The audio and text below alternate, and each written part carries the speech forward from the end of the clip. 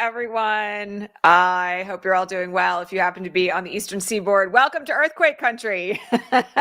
It's the 5th of April, 2024, and it's ECM, and this is Resistance Live. I am laughing at all of you from Southern California. And also, I was in an earthquake in New York in 2012 when I was pregnant, and I was 15 feet up in my apartment building, and I know it's very scary. I'm so used to them now; I hardly blink. But wishing you all well and hoping you're all safe, and that you'll enjoy getting the ground stable underneath you again. All right, we have a lot to talk about today, particularly with regard to the bond in New York City. It is in New York City, but it's the New York State civil fraud case. Huge breaking news about that, even since I was on the air twice yesterday. So we're going to start with that. And I want to talk also about some things related to Trump's Truth Social posts last night on the platform itself, meaning like the valuation of the platform itself. Before we do that, I am coming to you, as always, from occupied Tongva territory, earthquake country here in Southern California. And I am wearing today, for our visually challenged viewers, a shirred cream-colored shirt with a black jacket over top. My hair is down, my thick gold hoops are in, I'm pink-skinned, green-eyed, dirty blonde-haired woman, and I'm in front of a plant and a standing lamp and a chair. It's rainy and 40 degrees here today, so we've flipped with New York City weather. All right, here we go. So the news late yesterday about Trump's bond in the New York civil fraud case is extremely significant. So you will all recall that on Monday, this company called Knight Insurance swooped in suddenly to claim that it was going to back Trump's reduced $175 million bond. The story about this from the beginning was a little bit shady, and I have been asking questions about it from the very beginning because I wanted to know how it was collateralized, who had signed on to it, and what the UCC filing that is required was going to say. Well, lo and behold, Tish James has kind of beaten us to it because yesterday she filed a brief that outlined that there are very serious concerns about Knight Insurance's ability to satisfy the bond in the event that Trump loses. So here's the deal.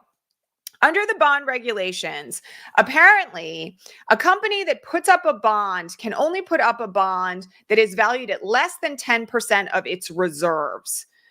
Knight Insurance Company is attempting to put up a bond that it does not have the reserves to cover. In fact, what has apparently been documented now is that it has that this bond would make up 127% of the reserves that Knight Insurance holds. It is not allowed to do that. And so Tish James has now raised concerns about whether or not the bond would actually hold in the event that Trump lost. This may end up voiding the bond itself, which would mean that Trump would have to find somebody else to back him. But in the interim, Judge Engoron, reminder, he is the judge who oversaw the whole New York civil fraud case, has set a hearing date. The hearing date is set for the 22nd of April. And it is on this issue of whether or not the bond is actually stable and sufficient enough to meet the requirements for to preserve Trump's appeal rights.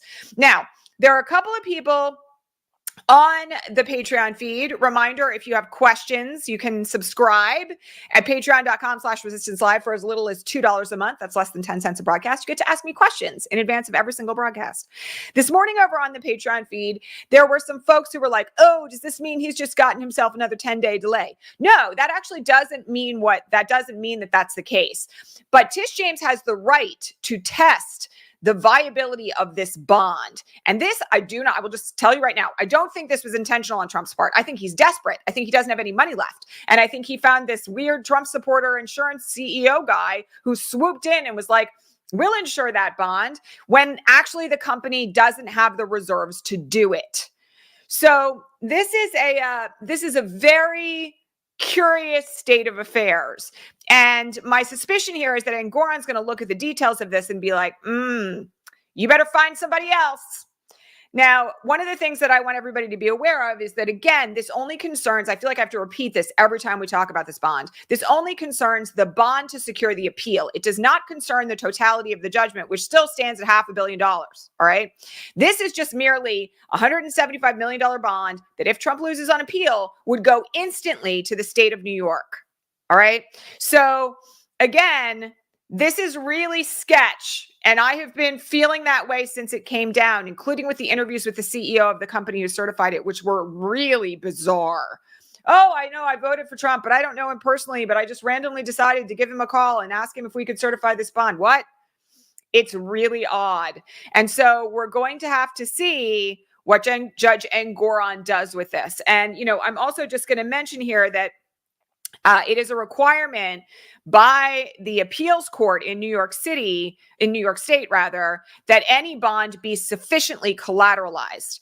And that means that there's also going to be an investigation into whether or not the collateral that has been put up against this is actually properly valued so as to sustain the bond in the event that he loses. Very interesting state of affairs. Now, this is going to be really great for all the law geeks. And I will be here to explain it to you as it all goes down. But I have really serious questions. So the hearing is set for April 22nd, which, by the way, is smack in the middle of the criminal trial that will be underway in New York City, thanks to Alvin Bragg, the district attorney. Reminder, that case starts 9 days and counting from today on the morning of April 15th. All right. Let's talk for a second about what's going on with these Truth Social posts that Trump made overnight, because they have raised some really serious eyebrows with former security fraud lawyers like myself. George Conway's also one, and various others who were like, as soon as he said what he said last night. So he made claims that Truth Social has $200 million in cash on hand and zero debt. So let me just explain something to you about Rule 10b-5 of the securities law. Rule 10b-5, which is the case that I litigated dozens of security fraud cases under when I was a practicing attorney on Wall Street, says that you are not allowed to make statements, fraudulent statements that falsely inflate the value of your stock. And in fact, this is the place that a lot of private, not SEC, but private securities actions originate from. Because shareholders' derivative suits, which I handled many of, are suits where shareholders claim that some official in the company made a statement about the company's valuation, assets, future earnings, blah, blah, blah, that was not actually true. And that caused the price of the stock to go up, artificially inflated it. When the truth comes out, the stock drops and people lose money. So one of the things that happens when you happen to be an official at a company, especially a C-suite official or a co-owner, is that you are constantly warned to not make public statements about what's going on in the finances of the company. There is a methodology for this, by the way, with the SEC. Every single company has to file 8Ks, which are quarterly reports about how the company is doing. And then at the end of the year, you have to file a huge report that lists for the SEC the various risks of the company, the valuation of the company, how much cash you have on hand, all this stuff. And those certifications are supposed to be filed annually, and they are then used by investors to make determinations about the value of the company. And then there are sometimes earnings calls held on a quarterly basis where once those reports are made public, like the CEO or the CFO may hold an earnings call with press where they talk about what's contained inside those filings. But you do not just randomly make statements on Twitter that your company is worth X and has zero debt. Because if you happen to be lying or overstating anything or just slightly off the facts, you can be engaging in artificial inflation of the stock.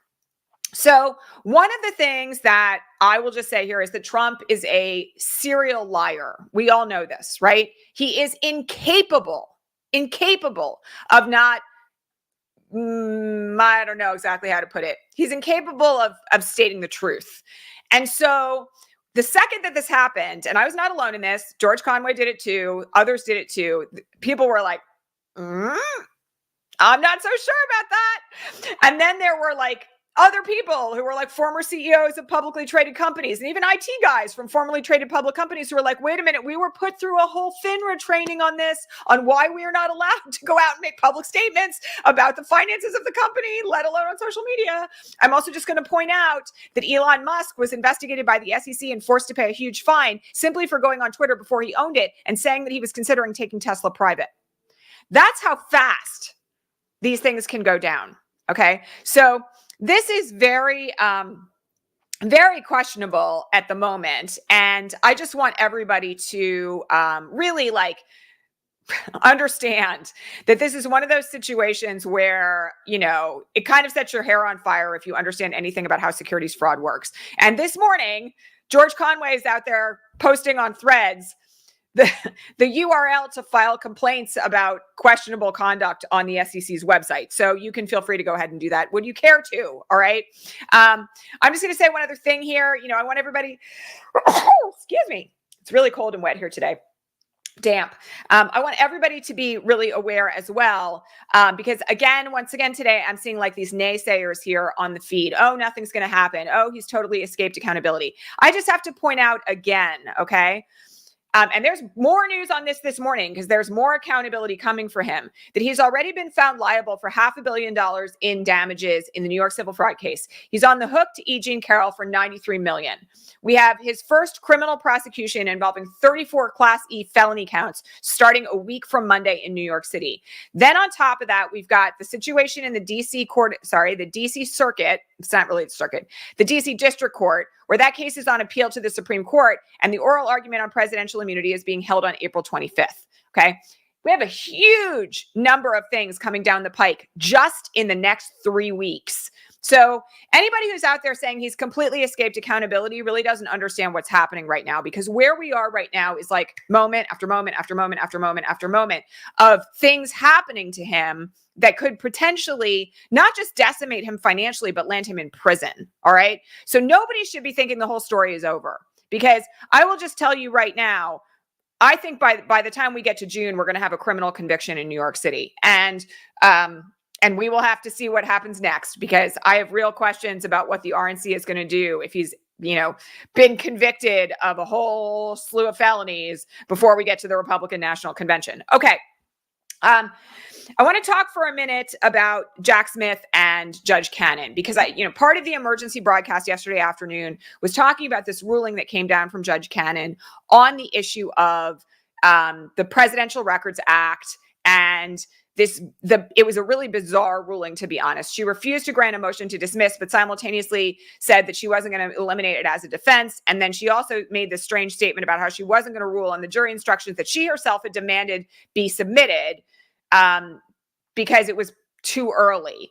Now, as I said yesterday on the, all right. I'm going to let that person sit for one more minute. Thanks for the troll warning. I'll just hold on. Okay.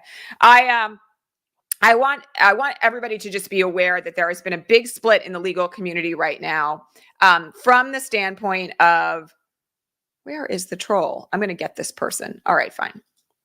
We'll just get rid of that. All right. I am going to yes, he's gone. Don't worry. I got him, everybody. Thank you very much. All right. I'm just going to let everybody know there's a big split in the legal community today about whether or not this particular order is a justifiable basis for Jack Smith to go to the 11th Circuit on a mandamus petition. Okay, we've now talked about mandamus on this broadcast 4 times in the last 2 weeks, including yesterday, including I think the day before. There was a big broadcast about it 2 weeks ago. You can go find all of this. Okay, the thumbnails that have Judge Cannon's face in them are the ones where we talked a lot about mandamus. But what I want to tell you is that I said yesterday, and I'm in good company on this, that there's a lot of people out there right now saying that the time has come for Jack Smith to go to the 11th Circuit on a mandamus petition and to try to get her removed. Now, Lawrence Tribe, who I respect greatly, said last night on MSNBC that he thinks the next step should be a motion in limine. Those of you who are here and have been here for a very long time know what a motion in limine is. But we have a lot of new followers here, so just for the sake of the newbies, let me explain what a motion in limine is. A motion in limine is a motion that you file before the trial that seeks to exclude certain evidence or otherwise clarify what is going to be put in front of the jury. So one of the things that Jack Smith could do here at this moment is file a motion in limine concerning these jury instructions and ask the judge to affirmatively rule that the jury instructions will not include a misstatement of the law. Now, there's various ways in which he could draft this so that it read appropriately to a motion in limine. He could ask for evidence to be excluded, that the Presidential Records Act is somehow an affirmative defense, because it's not. And he could see what happens in her ruling on that. Now, I will just say that if you are a cautious litigator, and I'm going to remind you all, Lawrence Tribe is a professor, icon in the law, but also not a trial lawyer. I will just tell you that from my perspective, because I was asked this question this morning on the Patreon feed. Reminder, again, you want to ask me questions, go become a paid subscriber over here for as little as $2 a month. They go all the way up to $100. You can ask me questions before every broadcast, and I will answer them live on the air. And you can also join Progressive Coffee Hour every Sunday. I am a trial lawyer. I was a trial lawyer. I haven't been in court now for quite some time, but I was a trial lawyer for 15 years. And I will just tell you that right now, if it were me, because this was the question that I was asked, I would be drafting that mandamus petition to the 11th Circuit. I think the moment has come. I am in good stead with that with some of the biggest legal commentators in the country. My view of this at this moment is that Judge Cannon has made herself known. We know that she is setting up a set of affairs here right now where she intends to essentially put her thumb on the jury at trial by the time the double jeopardy has attached to make sure that the jury has no option but to find him not guilty. And that in and of itself, under the authority that Jack Smith has cited in his briefs, is enough of a basis to seek mandamus. So yes, he could file the motion in limine. It would be another dotted I and crossed T. But do I think that he needs to do it right now? No, I think we've got enough, and I think he should do it. So as I said yesterday, I think this brief is already in the can. I think Jack Smith's incredibly capable and talented legal team have researched this thing to the hilt, and they're ready to go. The only question is when. And yes, there will be strategic considerations about this. So as I said, great legal minds can differ. Great legal minds have differed on this in the last 24 hours.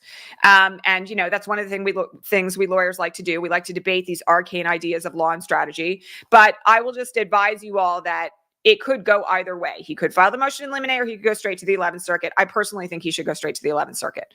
All right. So next thing is that there is a little bit more breaking news in the New York civil fraud case, which is that Tish James sent a letter yesterday to the court indicating that there appear to be indications that Trump and Weisselberg were not honest with the court about the evidence they submitted on the valuation of certain property during the trial.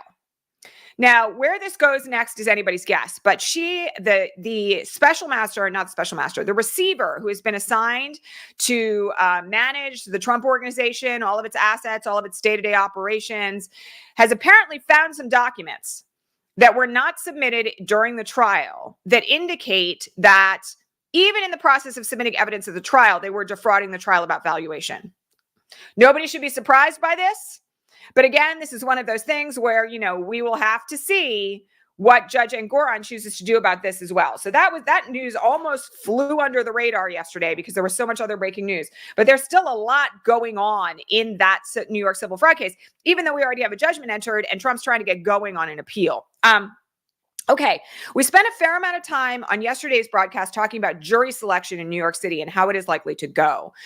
Somebody asked a follow-up question this morning on the Patreon feed about how long jury selection is likely to take. Okay, so that's kind of a guesstimate, all right? I'm going to tell you guys what I think it's going to take, and I'm going to remind everybody that juror questionnaires have already gone out to the jury pool. They will be returned by the time the trial starts a week from Monday. They will have been reviewed by the attorneys, and they will be used as a part of the process of voir dire, that's what it's called, the jury selection questioning process by both sides, the prosecution and the defense.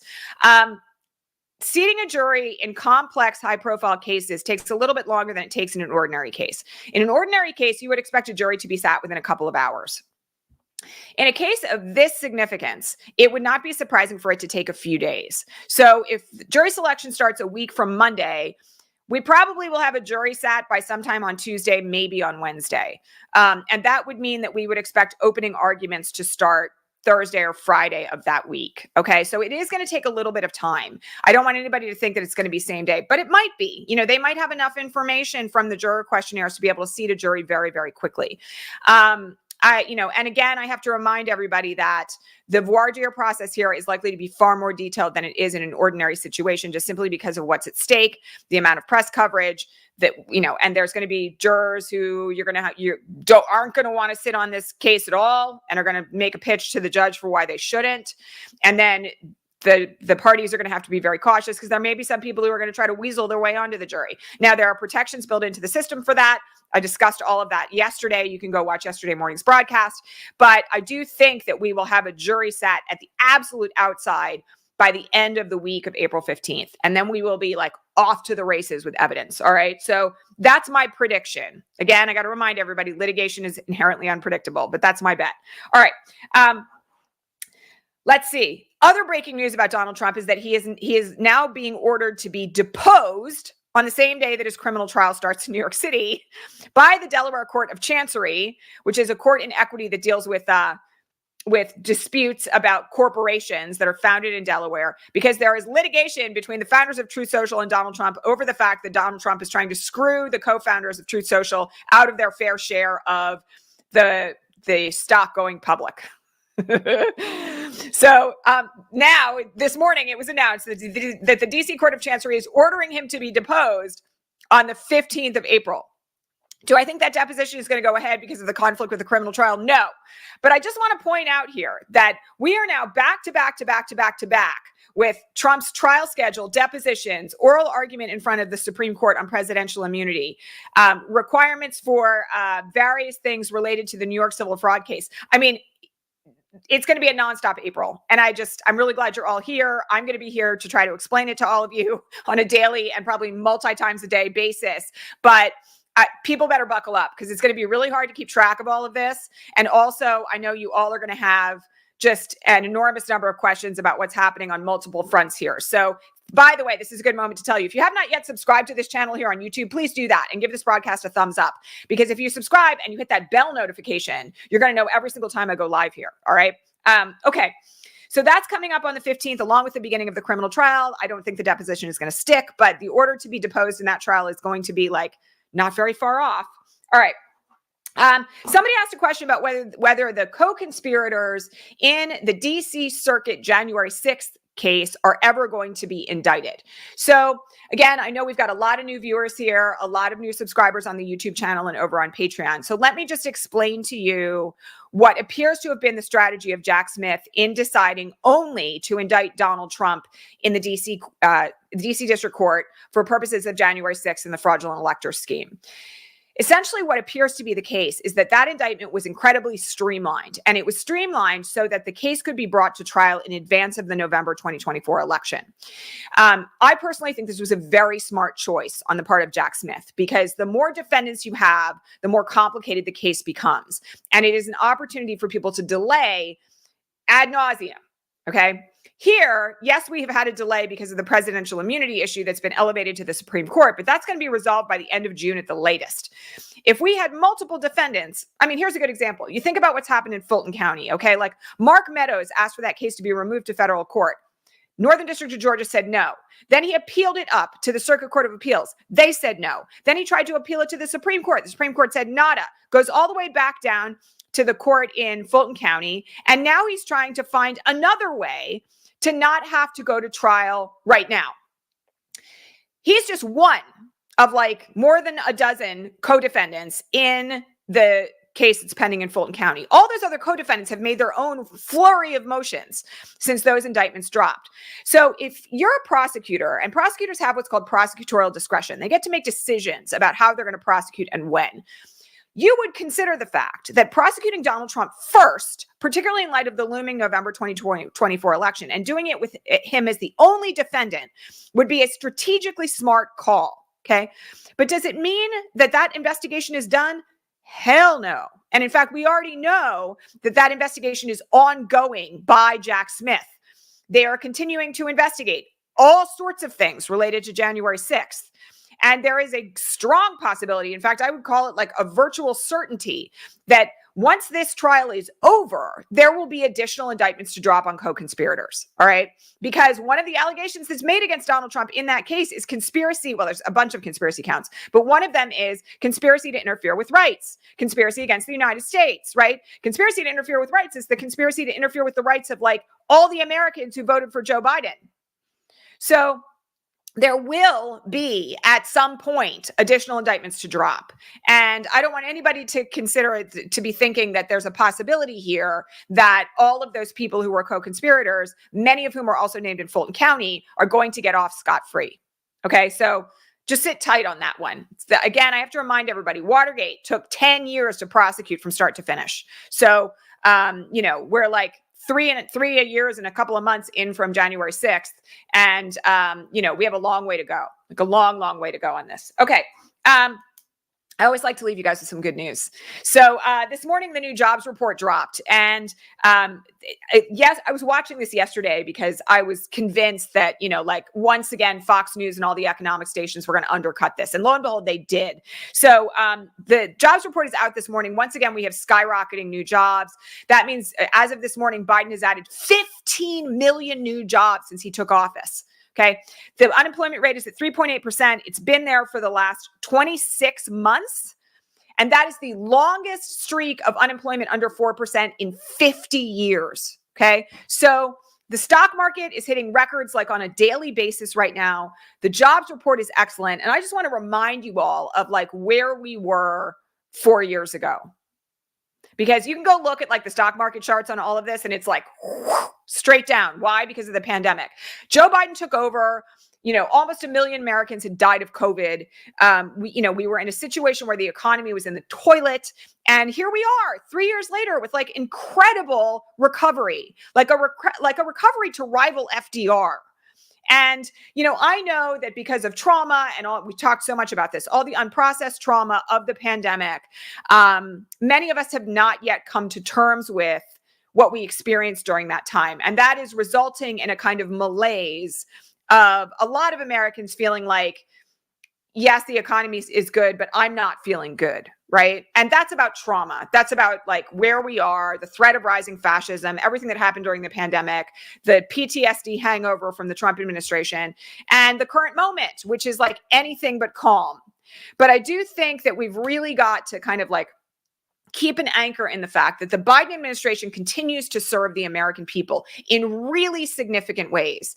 One of the other things that was announced this morning is there is an easing of right to work permits for immigrants right now. The Biden administration has done this morning. And one of the things that this means for places like New York City, which have been as a result of a lot of asylum seeking migrants have been on the receiving end of these like busloads of asylum seekers from places like Texas and Florida, DeSantis and Abbott doing their nonsense. One of the things that means is that a lot of these folks are going to be able to get the right to work. And it also means that immigrants who have right to work permits that might be expiring are going to get extensions. That's really good for us.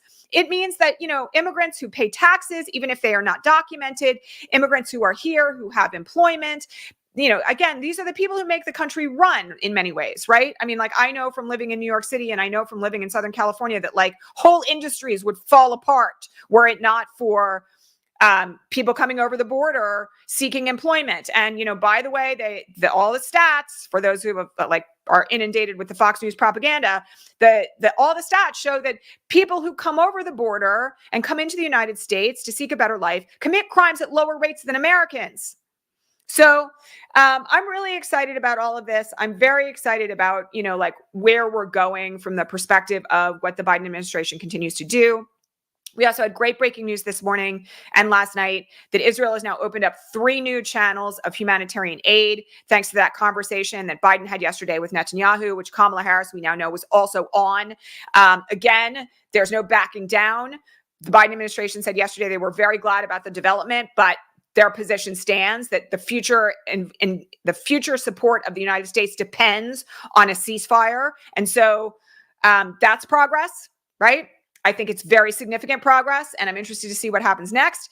And I think we're in good shape right now from the standpoint of where we're looking. And I don't trust Netanyahu either. But I'm just going to say this, okay? I think this is a moment where we've really got to anchor ourselves into positive developments. There's a lot of folks running around, trolls on threads and elsewhere. I mentioned this yesterday, who are doing like doomsday trolling. Trump will never be held accountable. There's no accountability for him ever. There's no way that anything is ever going to happen that's going to actually make him responsible for what he's done. Every single time there's really good breaking news that I post on my feed, I'm flooded now with these anonymous accounts saying things exactly like that. I'm going to tell you all right now, it smacks of a disinformation campaign. And everybody should be really cautious of it because cynicism and bitterness and despair operate to suppress voters. So we gotta claw our fingers into every bit of good news that we have and share it. Share the accomplishments of the administration. Share the good news, okay? And make sure that you're using it as a part of everything that you are doing where you live to mobilize and get out the vote. I'm going to say it again for the 100th time. Voting this year is not enough. You've got to get involved. You've got to volunteer with Indivisible or Red, Wine, and Blue or your local Democratic Party. You've got to volunteer for campaigns and causes that you care about. You got to learn how to deep canvass. You got to text bank. You got to phone bank. It's on all of us this year, and every voice is needed. All right. So that's it for today. And if there is a need, as always, as there has been already twice this week, I will be back with a broadcast this afternoon. Okay. By the way, as you obviously can tell, this is an enormous amount of work for me these days. Paying my team, my tech team on the back end that sets up this broadcast and edits it after the fact and shares it everywhere that it's supposed to be shared. Those people get paid through Patreon subscriptions. So if you find some use to this broadcast, if it supports you, if it cheers you up, talks you off a ledge, gives you information you can use, please consider becoming a supporter at patreon.com/resistance_live. Don't forget to hit the thumbs up here. Don't forget to subscribe here on YouTube. And I will also just mention that we are a scant 8 days away from our next program, Truth or Fiction, a media literacy, disinformation inoculation, and democracy protection program. You can get in on that at GaiaLeadershipProject.com/truth-or-fiction, and it will teach you everything you need to know about how to avoid disinformation during the cycle and make sure that your media filtration is great so you don't fall prey to disinformation and misinformation. All right, my friends, I will catch you all here on Sunday if you are a Patreon subscriber for Progressive Coffee Hour, later on today if there's a need. And if not, I will see you online and back here on Monday morning at 9 a.m. Pacific, noon Eastern. Thanks, everybody, and welcome to all our many new subscribers. I'm so glad you're here. All right, have a great weekend, everyone. Bye.